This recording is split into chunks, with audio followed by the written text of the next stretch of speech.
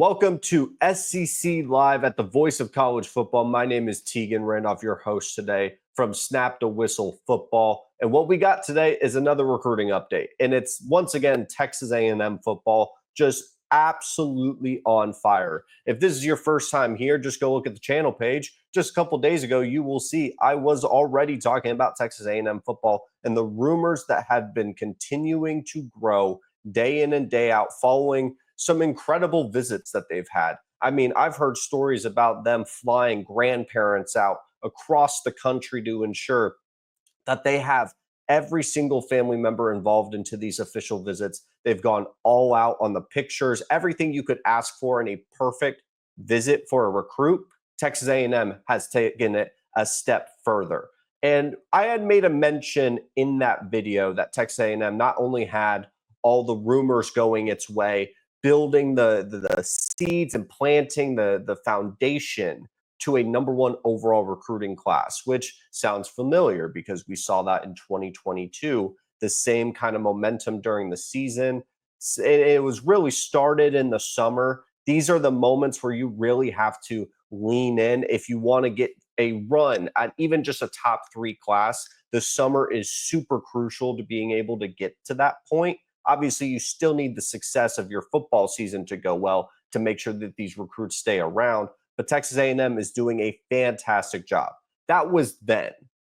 Now we are at a point where they are back-to-back days getting 5 stars, 2 5-stars who originally had set, down the line commitment dates that they committed today. They committed yesterday. And so what we're going to be talking about, we're going to have Brandon Arrington's, his film is going to be on the screen while we continue to talk about this class, and Tristan Givens, just to give you a little bit of perspective. If you're a Texas A&M fan, if you're a Tennessee fan that missed out on Tristan Givens and you're like, what was this 5-star that we originally were really in the thick of potentially getting? Who did we potentially miss out on? And, it's not to say these guys are signed. Everyone's going to talk about in recruiting, if you have not sign the paper, the letter of intent, and in some cases, even if you have, you are not on that campus yet, and you still have an opportunity. And Texas A&M, has those moments where they have an incredible offseason. They're the offseason champs, and then they fumble away a football season, and you have an opportunity to potentially get one of these guys. So let's pull up their film here today as we continue to talk about the remarkable season, or remarkable offseason, should I say, that Texas A&M has been able to have.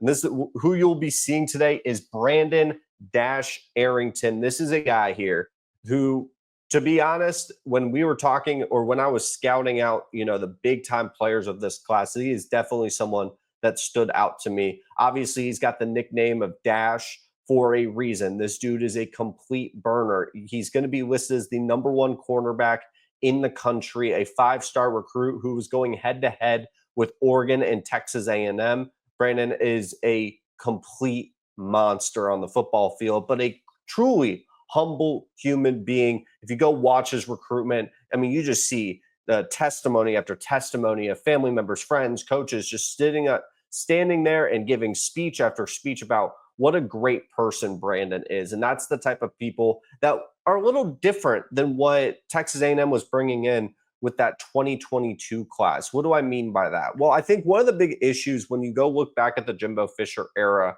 with Texas A&M was the fact that he was bringing in guys who had a 5-star to their name, but maybe not the 5-star character that you're looking for when you want to bring someone onto a program. A lot of times since 2022 and in that class, I'm not saying everybody, right? Not everyone was making bad decisions. Some guys didn't work out. Some guys didn't develop. Some guys actually turned out to be pretty damn good ball players. I think of Overton with Alabama, Evan Stewart at Oregon. There's a lot of cases where these players went to somewhere else and got their development that they needed because they were 5-star athletes for a reason.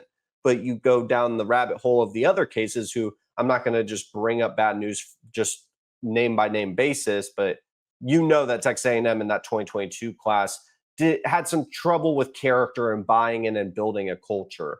And I say this all to say, taking a step back, when we look at Texas A&M as a whole, and Mike Elko specifically, there's a lot to say about what they were last season. One, we could continue the story of one win away from the SEC championship, virtually locking up a college football playoff spot, and being able to have a remarkable and incredible year one with Mike Elko. Apologies, my camera cut out. To what I was saying, if you go and poll all the coaches and see what their first years were with their respective schools, we're talking about not a lot of guys getting to 8 wins. Not saying 8 wins is this remarkable record, especially when we're talking about Texas A&M, who, to be frank, past couple seasons, they were not even getting to 8 wins. I understand the jokes. They weren't getting there. And Texas A&M, very close. Obviously, November, Le'Veon Moss being the big injury here. But we're talking about a roster and a culture that definitely took a step forward. And that's something you could sell to recruits. That's something that you can get them to buy into. I will say this every recruiting video. People will blame NIL. People will say it's just dropping money bags, and that's why people are going to Texas A&M or Oregon or Texas. It is the relationships. It's the culture.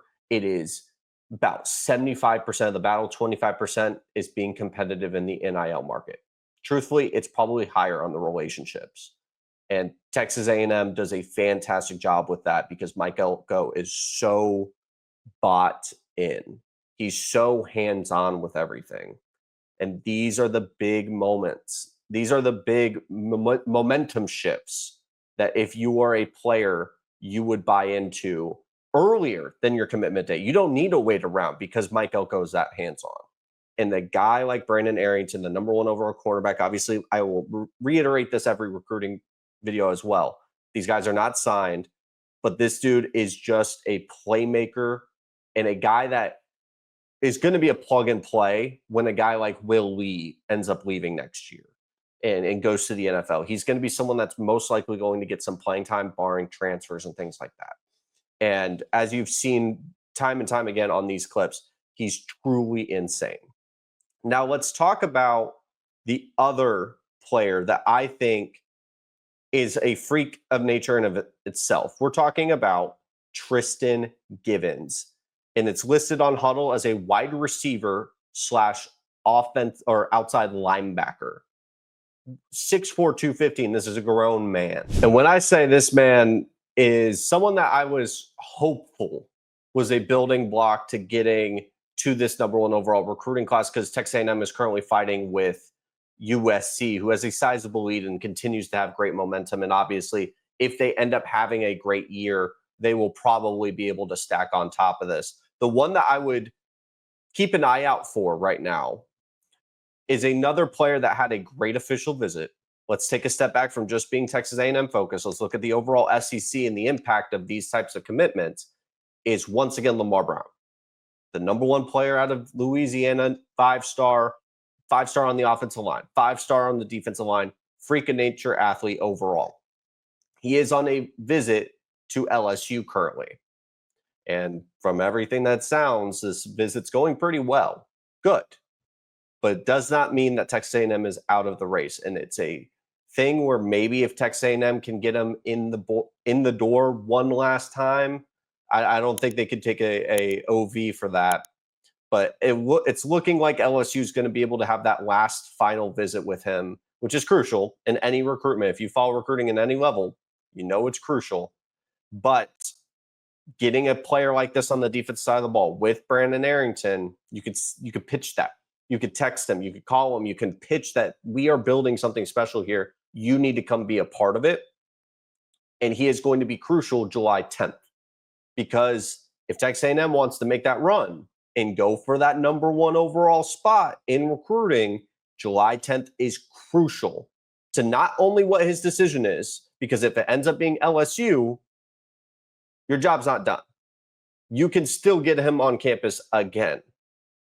Now, if he shuts down his commitment by like week 4, you move on, you try to go get another player of that caliber. I once again apologize. Quick transition why I'm dealing with more camera issues. But to keep it short, and let's wrap it up here, Lamar Brown is a huge commitment, but the job's not going to be done for LSU either. I want to hear from you, though. If you're a Texas A&M fan, if you're an SEC fan, does this worry you?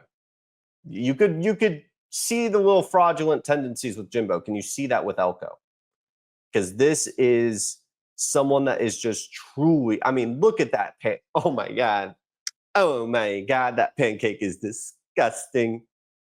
It's he's just a grown man out there. Sorry, I don't want to get sucked into the huddle highlights, but like this dude is also playing outside linebacker and edge, and he is out there running routes, pancaking people.